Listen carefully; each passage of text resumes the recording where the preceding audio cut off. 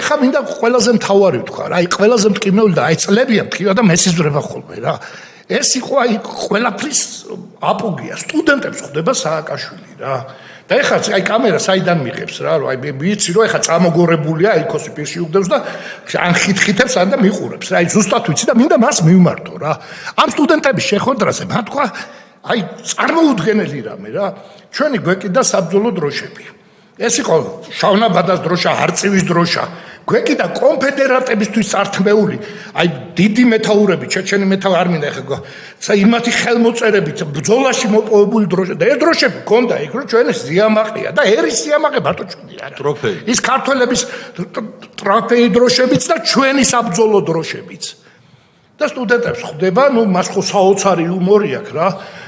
და ეხლა მიშა ხო მისმენ რა და მოისმინე რა რაც მინდა გითხრა და სტუდენტებს ეუბნება ეს რამდენიმე სტუდენტმა სხვა ჩვენს დარბაზს ვაგვიდეო თავი ჩაქინდრა იმიტომ რომ იმ სტუდენტებშიც ხო ზოგს ქონდა დაიქრინჯნენ როგორც სააკაშვილი. აი საოცრება თქვა რა. რა თქვა? ტრუსიკები ქონდათ გამოფენილი ამ დროშებზე იძახის რა. სუ ტრუსიკი და ლიფი რო გეჩვენება შეავანტყოფო. არ ჩემ წინაპარს და არ ჩემს შთაომავალს სამშობლოს დაცვა არ დომებია და არ მოუწევს რა. შეხარ ბებუთოვის შთაომავალი აი მეფე ერეკლესო მეზარბაზნები არ ყავს ისახარ შენ და შენი გენიც ეგარი ბლიანად ის კაკებეშტიკი ბიცა შენიანად. რო იცოდე რა ბიშა რა. აი გახარ შენ რა.